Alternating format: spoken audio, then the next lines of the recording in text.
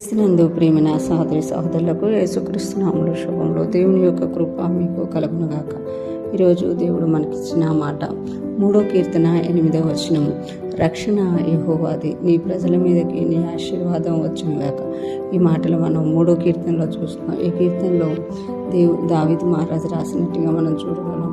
దావీదు మహారాజుకు వచ్చిన శోధనలను బట్టి, కష్టాలను బట్టి అనేక మందిని దేవుడు ఏం చేశారు అని ప్రశ్నించినప్పుడు దావీదు మహారాజు దేవునికి ఎలుగెత్తి మొరపెట్టుకున్నట్టుగా మనం ఈ కీర్తనలో చూడగలమట. ఎలుగెత్తి మొరపెట్టుకున్నప్పుడు ఆయన ఎంతమంది మోహరించినా నాకు ఏ భయం లేదు అని చెప్పుకుంటూ ఈ 8వ వచనంలో అంటున్నారు కదా, రక్షణ యెహోవాది.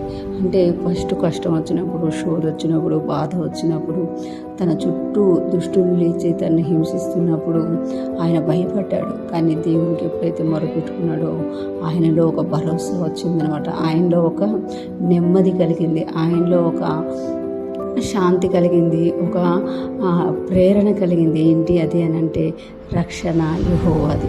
నేను భయపడ్డాను, బాధపడ్డాను, కానీ నేను ప్రార్థించినప్పుడు దేవుడు నాకు ఇచ్చిన భరోసా ఏంటి అని అంటే నిన్ను రక్షించేవాడును నేను అని దేవుడు తెలియజేసినట్టుగా ఇక్కడ మనం చూడగలం. రక్షణ యెహోవాది, నీ ప్రజల మీదకి నీ ఆశీర్వాదము వచ్చునుగాక.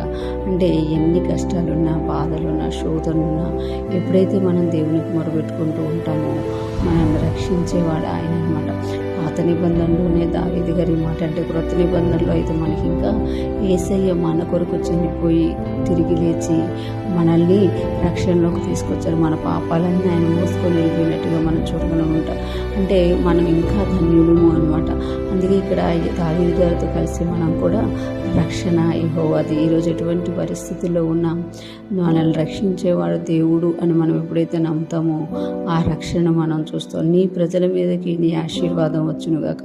నీ ప్రజల మీదకి, నీ ప్రజలు అని అంటే ఎవరైతే దేవుణ్ణి ఆచరిస్తున్నారో, ఎవరైతే దేవుణ్ణి అనుసరిస్తున్నారో, ఎవరైతే దేవుణ్ణి పట్టుకొని ముందుకు నడుస్తున్నారో వాళ్ళు దేవుని ప్రజలుగా ఉంటారన్నమాట.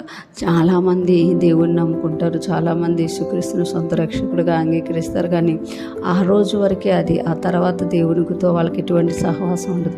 కానీ ఇక్కడ నీ ప్రజలు అని అంటే ఎవరైతే నిన్ను నమ్ముతున్నారో, ఎవరైతే వారికి కష్టం వచ్చినప్పుడు నీ దగ్గరికి వస్తున్నారో, ఎవరైతే వారు ప్రతి పరిస్థితిని నీకు చెప్పుకుంటున్నారో వారనమాట. నీ ప్రజల మీదకి నీ ఆశీర్వాదం వచ్చునుగాక అంటున్నమాట. అంటే ఎవరైతే నీ ప్రజలుగా ఉన్నారో, నిన్ను హత్తుకొని జీవిస్తున్నారో వాళ్ళు ఎప్పుడూ ఆశీర్వదింపబడతారు అని ఇక్కడ దావీదు గారు చెప్తున్నారు. ఈరోజు ఫ్రెష్ మనం వింటున్న ప్రతి ఒక్కరూ జ్ఞాపకం చేసుకోవాలి, మన ప్రతి పరిస్థితుల్లో కూడా యెహోవాయే మన రక్షకుడు అనమాట.